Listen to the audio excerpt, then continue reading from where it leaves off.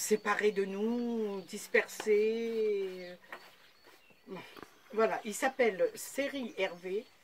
Il habite au Piton Saint-Leu à La Réunion depuis 5 ans. Voilà.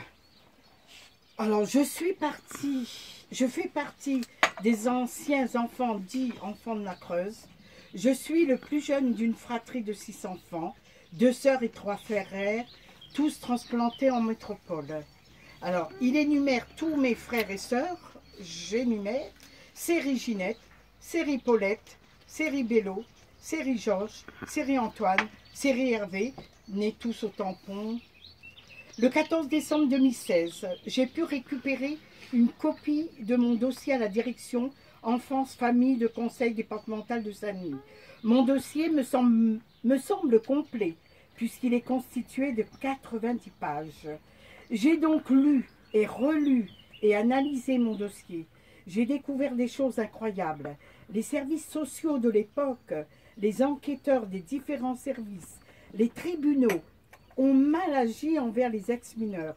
Mensonges, tromperies, falsification de documents, spoliation, et j'en passe. Dans un document du tribunal de Saint-Pierre qui avait ordonné une enquête sociale, il était dit textuellement « Hervé, il est débile mental, indolent, au foyer des pupilles. » J'ai changé 2 fois de numéro de matricule. Jusqu'au 21 octobre 1962, je portais le numéro 583, puis le numéro 85. Je pense que c'était une façon de brouiller les pistes. J'ai découvert qu'après la séparation de mes parents en 1956, lors d'une scène de violence entre nos parents, toute la fratrie avait été placée à l'APK située à la plaine des Cafres. Suite à cela, le placement en garde provisoire à l'APK avait été confirmé par ordonnance du tribunal de Saint-Pierre le 22 octobre 1956. À notre placement, l'aîné avait 13 ans et le plus jeune, dont moi-même, était âgé que d'1 an seulement.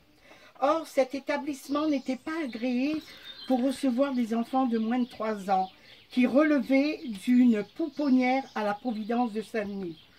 Seule pouponnière de Lille, conventionnée à l'époque pour recevoir les enfants relevant des services de l'aide à l'enfance âgés de 0 à 3 ans. 2 enfants en bas âge, c'est-à-dire Patrice et moi, n'auraient jamais dû être placés à l'APK. C'était un établissement de redressement, appelé à recevoir régulièrement des délinquants, des cas sociaux et j'en passe. Mais dans ces lieux étaient mélangés les enfants issus de familles de divers milieux sociaux, orphelins, enfants abandonnés, etc. Une de mes sœurs m'a raconté récemment ce que j'avais subi comme mauvais traitement. Parce que je vomissais et faisais pipi au lit, on me réveillait très tôt le matin pour me tremper dans cette lavoir d'eau glacée qui était située dans la cour. Cela se passait bien entendu en présence de toutes les filles de l'APK. Je criais, hurlais, à en perdre la respiration. Et ce n'était qu'à ce moment-là qui stoppait le supplice. Ma soeur me disait qu'on aurait pu m'intervenir dans cette eau glaciale. Respire. J'appelle ça, moi, de la maltraitance en enfant. C'est de la maltraitance. J'étais trop jeune pour m'en souvenir. Mais malgré tout, cette sensation de froid que j'ai encore du mal à supporter jusqu'au jour d'aujourd'hui, j'en ai encore froid dans le dos. Tout cela était dans le but de faire peur aux filles, pour qu'elles ne fassent pas pipi au lit, elles aussi. Et souvent qu'elles se tiennent à carreau, car il y avait des filles très jeunes et de tout âge. À l'époque, ces agissements étaient monnaie courante dans cet établissement. Tout cela était fait par des religieuses. Je reviens sur mon dossier, toujours par ordonnance du tribunal daté du 23 décembre 1957. Je vois que mes parents ont été déchus de leur droit parental à l'égard de leurs enfants. De plus, mon père a été condamné à payer à l'APK une pension de 100 francs par jour et par enfant, car il avait les moyens de payer cette somme de par ses revenus. Par un autre jugement prononcé le 28 décembre 61, jugement de placement définitif, le tribunal nous avait confié au service de l'action sociale et mon père a été condamné à verser à ce service une participation aux frais d'entretien. Pour les 4 garçons, la somme de 6 000 francs par mois. Les allocations familiales non comprises. Donc, le service d'action sociale percevait 6 000 francs pour les allocations familiales. Or, nos parents auraient juste apposé leur semblant de signature, car aucun des deux à l'époque ne savait ni lire ni écrire. Document retrouvé dans mon dossier. Dans le document signé par mon père, il est dit « Je sous-signais, monsieur Séry Jean, autorise mes enfants à se rendre en métropole pour y poursuivre leur étude. » Fait au tampon le 20 mars 1965. Dans un autre document presque identique, signé par ma mère, il est dit « Je sous-signais madame Waro Alice, autorise mes enfants à se rendre en métropole, fait à Lyon le 23 avril 1965. » Donc c'est par ce document que j'ai su que ma mère habitait déjà en métropole en 65. Voilà que deux services se disputaient la garde de la fratrie. D'après l'aide sociale, notre placement à l'APK ne se justifiait pas. Ce service demandait au procureur à ce que nous leur soyons confiés. Dans une lettre, le service social dit que nous sommes des enfants maltraités et moralement abandonnés par nos parents. Les 2 filles sont toujours à l'APK des filles. Les 4 garçons ont été transférés de l'APK au foyer Poitevin depuis le 20 octobre 1957 en raison de leur âge. Le comportement des 2 aînés ne justifie pas leur maintien à l'APK, que les grands enfants pourraient être confiés à leur service, qui prendra toutes les mesures nécessaires pour éviter qu'ils ne soient séparés par la suite. Pourtant, ça n'a pas été le cas. Nous avons bien été séparés. Les années suivantes, nous avons été dispersés dans différents foyers. Pour ma part, le 21 octobre 1959, j'ai été envoyée au foyer Poitevin au tampon.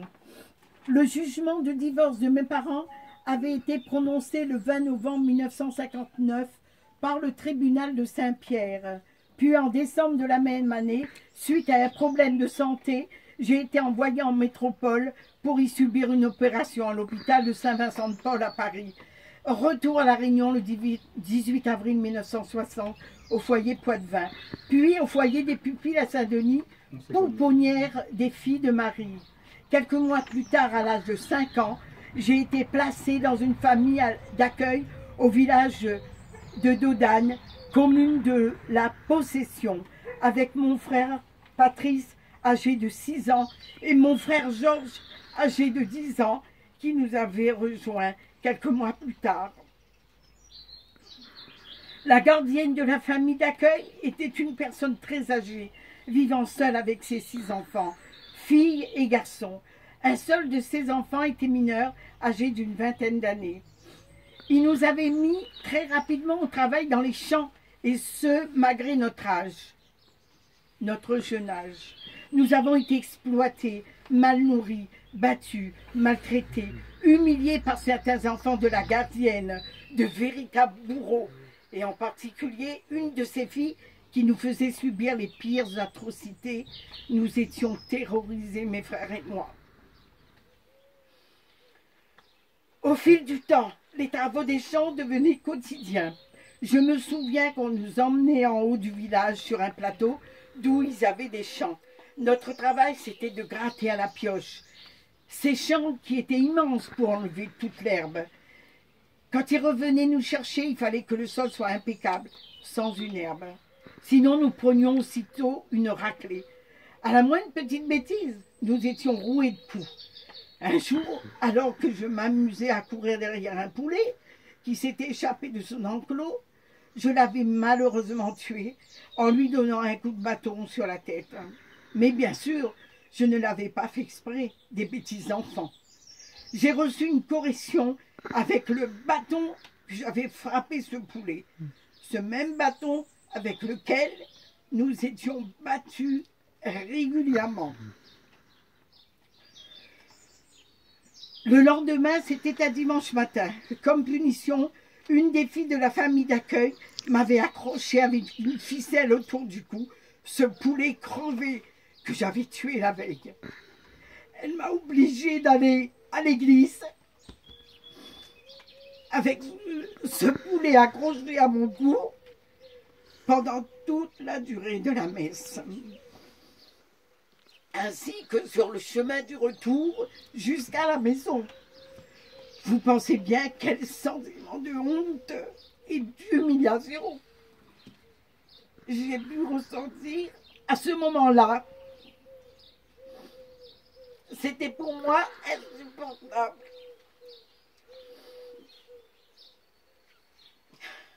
Je n'avais que 8 ans. Je m'en souviens encore comme si c'était hier.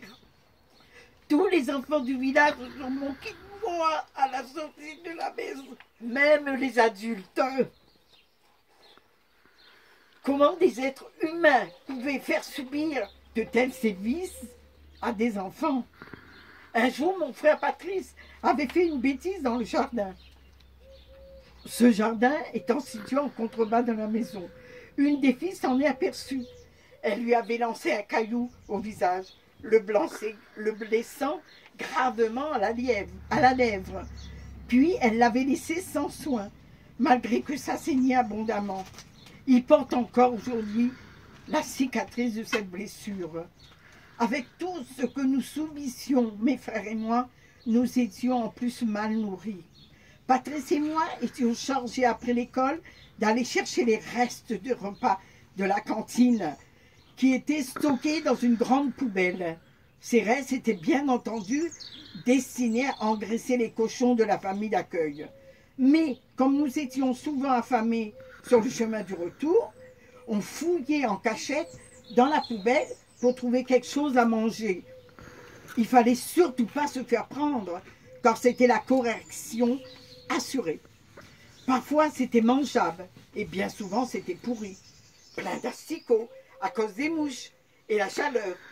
Nous étions tellement affamés qu'on mangeait quand même ce qu'il y avait dans la poubelle, malgré l'odeur nauséabonde.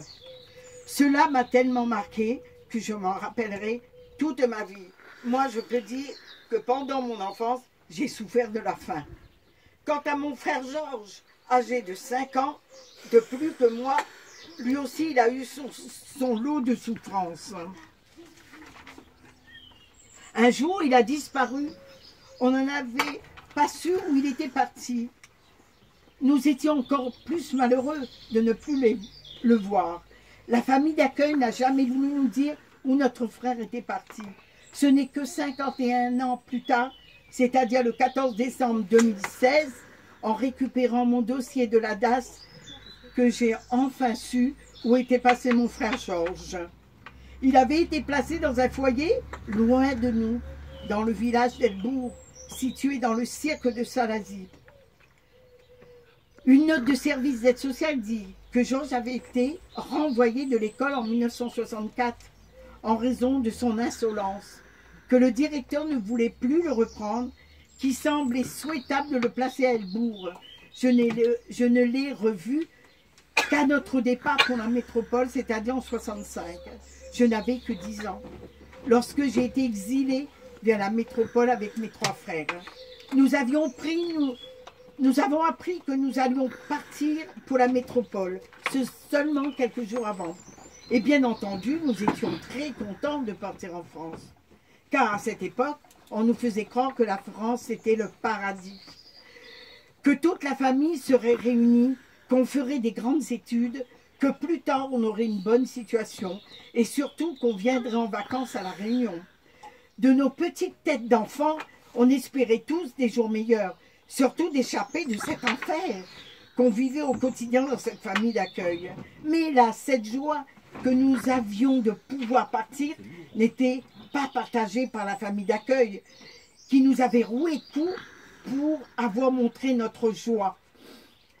Mais bien plus tard, avec du recul, que nous avons compris que cette famille d'accueil était très en colère à l'idée de nous laisser partir, car du moment qu'elle n'aurait plus notre garde, elle ne percevrait plus d'argent. Dans mon dossier, il y avait un document qui dit que la gardienne est décédée subitement. L'aîné des filles avait demandé de nous garder jusqu'à notre départ pour la métropole. Donc, cette famille d'accueil savait très bien depuis longtemps que nous devions partir pour la métropole. On nous a menti et caché la vérité. Ce n'est pas parce qu'elle nous aimait, c'était bien pour de l'argent. Maintenant, je comprends comment elle avait pu faire construire une case en tôle, un luxe pour l'époque. Dans cette case vivait la famille d'accueil et nous vivions dans une vieille case en paille. Nos conditions de vie étaient très difficiles, si dures que si on le racontait plus en détail, on aurait peine à nous croire. Quand nous avions pris l'avion pour notre exil en métropole, je me souvenais que de l'instant où j'étais entrée dans l'avion. Dans cet avion, il y avait beaucoup d'enfants. Quelques adultes étaient parmi nous. Je pense que c'était des personnes qui étaient chargées de nous accompagner jusqu'à Paris. Dans l'avion, c'était les plus grands qui s'occupaient des plus petits. Je n'ai aucun souvenir du voyage. Je pense qu'ils nous avaient donné quelque chose pour nous endormir, pour qu'on reste endormi jusqu'à notre destination. Surtout qu'à l'époque, le voyage devait être très long. Très très long. Il y avait plusieurs escales. Ce n'était pas comme aujourd'hui, en moins de 10 heures. On est en métropole et sans escale. Par contre, je me souviens très bien de notre arrivée en France, à Paris. Il faisait très froid, le jour venait à peine de se lever, les arbres semblaient être brûlés, du béton partout, de grands immeubles, du brouillard, etc. Comme j'avais connu que des paysages verdoyants, ce fut pour moi un véritable choc. J'ai su plus tard que c'était l'automne. Puis nous avons pris un grand train. Lorsque le train s'arrêtait dans une ville un village, il y avait toujours des enfants qui descendaient. Parfois, ils étaient 2, 3 ou 4, à partir avec des messieurs ou dames. Certains ne voulaient pas partir, ils pleuraient, criaient, s'accrochaient là où ils pouvaient. Puis, peu à peu, les wagons se vidaient.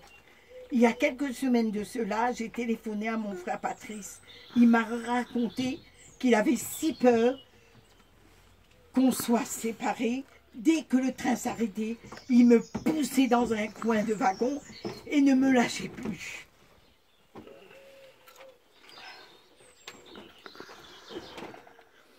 Puis, nous sommes arrivés dans une grande ville, Albi, dans le département du Tarn, à l'orphelinat Saint-Jean.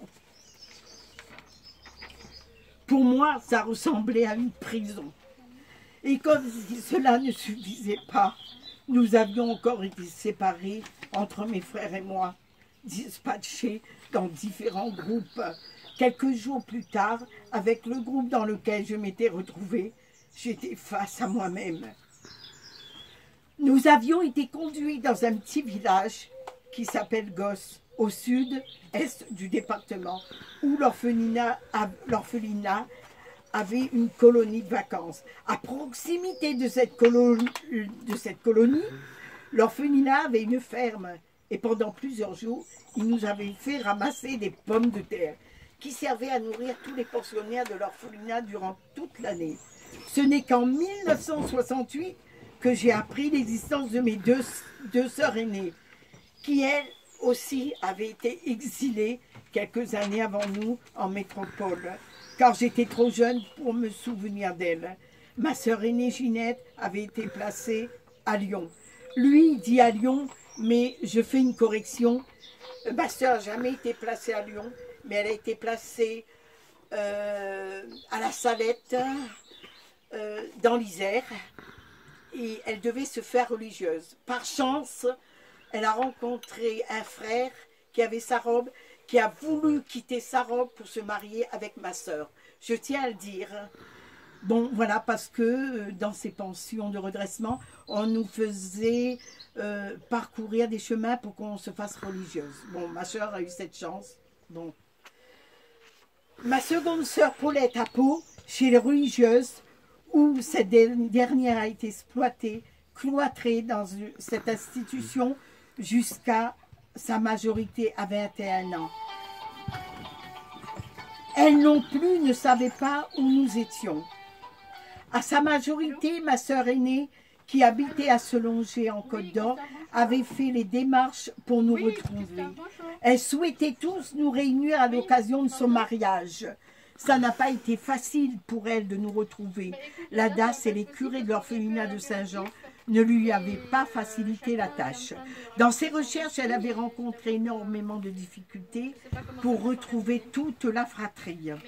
Lorsqu'elle nous a enfin retrouvés, les démarches étaient effectuées par courrier, téléphone, auprès des curés,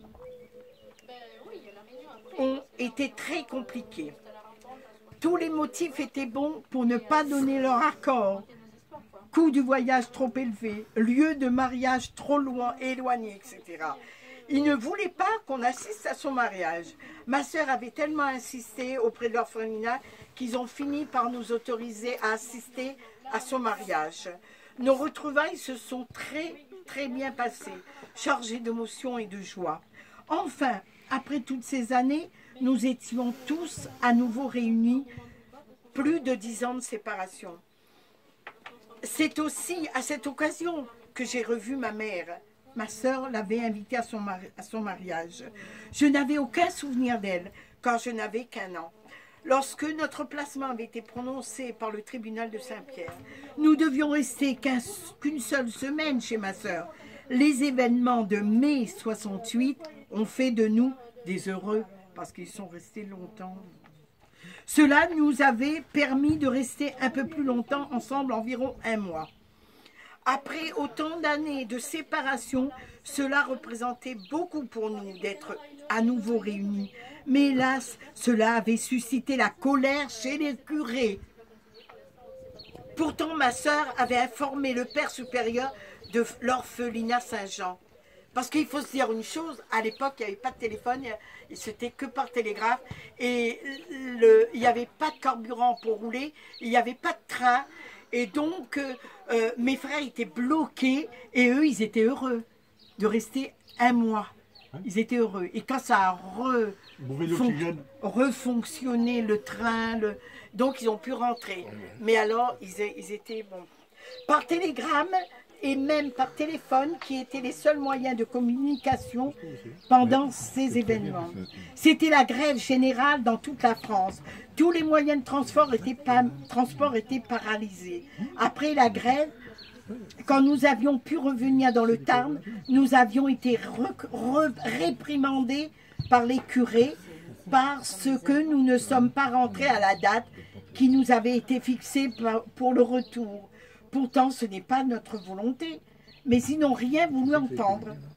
Dans un rapport confidentiel d'une assistante sociale de l'orphelinat Saint-Jean du 25 octobre 1967, il a été dit que dans les relations avec les parents et l'extérieur, que je correspondais régulièrement avec mes sœurs. Or, c'est faux, car je n'avais jamais eu la possibilité d'écrire à mes sœurs. Elles n'ont plus d'ailleurs, car elles ne savaient même pas où nous étions.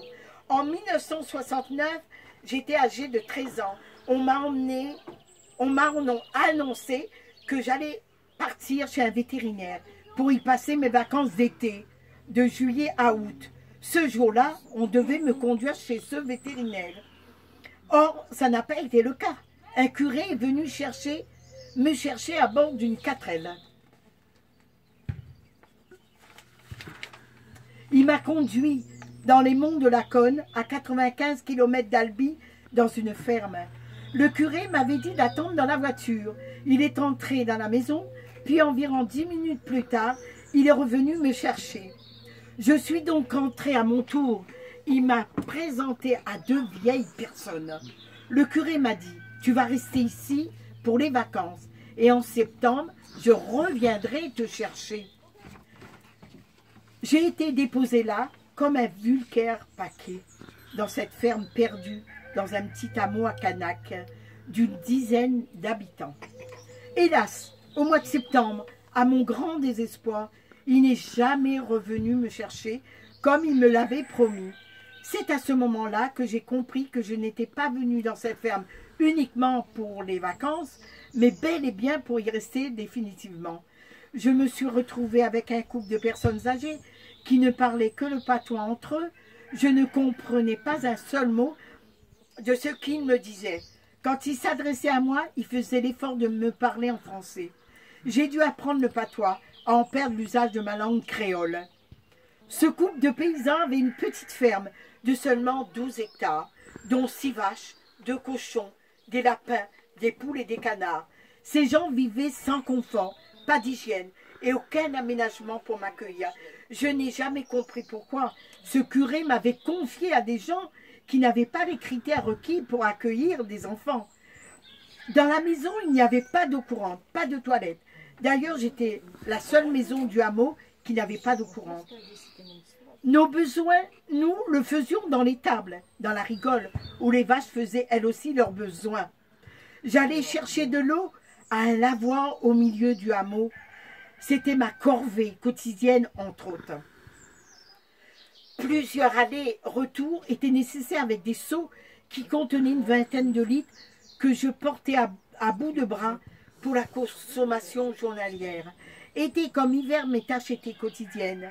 Était la suivante: traire les vaches matin et soir, nettoyer les tables, refaire leur litière et les sortir 3 fois par jour pour qu'elles boivent. Et lorsqu'il gelait, il fallait briser la glace pour que les vaches puissent boire. Dans la maison, il y avait une cheminée et une vieille cuisinière à bois. C'était le seul moyen de chauffage dans la maison. Encore une de mes corvées de plus. Il fallait faire une réserve suffisante de bois pour 2 jours. Couper et fendre le bois. Cela en faisait partie aussi. C'était très fatigant. Je n'en pouvais plus. Suivant les hivers, il fallait entre 25 et 30 stères de bois pour se chauffer. Vous imaginez la charge de travail que je devais accomplir à mon âge. L'été, c'était le travail au champ. C'était très dur, car il était peu outillé. Pratiquement tout se faisait à la main. Je me levais très tôt le matin pour finir très tard le soir, et ce 7 jours sur 7. Je n'ai jamais connu de vacances. Ce n'est que quelques années plus tard que j'ai su comment j'ai été confiée à ce couple de paysans. C'était par le biais d'un cousin de ce couple, qui était curé dans le village d'Esperos, qui se trouvait à une vingtaine de kilomètres de chez eux. Et bien sûr, grâce à ce curé, ils avaient pu obtenir ma garde, car ce curé avait des relations avec l'orphelinat Saint-Jean. Je me sentais très seule. Je n'avais pas d'amis, pas de copains dans ce hameau. Il n'y avait pas de jeunes, de mon âge non plus. La grande majorité des habitants étaient des personnes âgées. La seule famille de 5 enfants qui avait, malheureusement, nous n'avions pas de relation du fait de l'originalité de ce couple chez qui j'étais placée. J'ai subi, comme la plupart de mes compatriotes, le racisme, et j'en passe. Dans les années 70, dans le canton de la Cône, j'étais le seul qui était un peu plus bronzé que les autres. On me traitait de petit sauvage ou de petit nègre. Avant que j'arrive dans ce hameau, personne n'avait encore vu de gens de couleur. Pourtant, je ne suis pas de race noire, je suis plutôt de couleur bronzée. Mais pour eux, la différence de couleur de peau était trop grande, donc à leurs yeux, j'étais noire. En 1971, ma sœur Paulette, qui habitait à Dijon, avait fait une demande auprès de l'orphelinat pour que nous puissions assister à son mariage, qui était prévu le 22 janvier 1972. Malheureusement, sa demande a été refusée. Incroyable. Tu l'as lu là. Bravo. Attendez, c'est pas fini. Oui. Ouais, mais... Refusé. Pour moi, ça ressemble... Voilà. Par courrier de l'établissement de Saint-Jean 1972, adressé à la DAS de Samy, il avait été dit qu'il ne nous donnait pas l'autorisation d'aller au mariage de ma seconde sœur à Dijon. La raison pour laquelle cela nous avait été refusé, la voici. Il y avait eu un précédent mariage de ma sœur aînée que je raconte dans un précédent paragraphe. Mais ils ont omis de dire que ce n'était pas de notre faute et que c'était à cause des événements de mai 1968. Elle avait aussitôt écrit au directeur de la DAS de La Réunion. Ce dernier lui avait répondu seulement 2 jours avant la date du mariage. En ces termes, j'ai bien reçu votre lettre, me faisant savoir que l'établissement Saint-Jean à Albi avait refusé à vos frères, Patrice et Hervé, l'autorisation d'assister à votre mariage. Je regrette de vous décevoir, mais les raisons du refus sont valables. Mais là encore, l'établissement Saint-Jean avait encore omis de dire à ma sœur et même à la DAS de La Réunion que je n'étais plus à l'orphelinat, mais à 95 km d'Albi, placée dans une ferme à travailler comme un esclave. C'était peut-être encore une des raisons de leur refus. Par contre, ce courrier que soi-disant ils m'ont écrit, je n'ai jamais reçu. Et ce courrier, c'est mon frère quand il a demandé son dossier, cette lettre était dans le dossier. Que moi, j'avais jamais reçu. Je n'ai pas compris pourquoi ils m'ont pas dit, pourquoi ils ne voulaient pas que je reçoive mes frères pour mon mariage. Enfin bref. Manipulation. Manipulation. J'ai été exploitée pendant 4 ans, sans salaire, sans vacances et sans être déclarée. Tout ça avec la complicité des curés de l'orphelinat. Il était parfaitement au courant de ma situation. Pendant toutes ces années passées dans cette ferme, je n'ai pas eu la moindre visite d'une assistante sociale venant de la DAS ou de qui que ce soit. Aucun contrôle n'avait été effectué par ces services pour qu'ils se rendent compte dans quelles conditions je vivais. Ma seule consolation que je retiens de ce placement, c'est que je n'ai jamais été battue, ni subi de violence physique. Cependant, cette situation m'a beaucoup affectée moralement. Je garde des souffrances qui sont encore bien présentes aujourd'hui. Lorsque ce couple d'agriculteurs ont pris leur retraite, j'ai dû me débrouiller à trouver du travail pour subvenir à mes besoins. Heureusement, j'ai pu trouver un emploi rapidement. J'ai travaillé en tant qu'ouvrier dans une carrière qui fabriquait des ardoises de toiture, ardoisières, qui étaient affiliées aux mines de Carmaux. C'était un travail très pénible, éprouvant et dangereux. J'avais exercé ce métier durant 4 ans.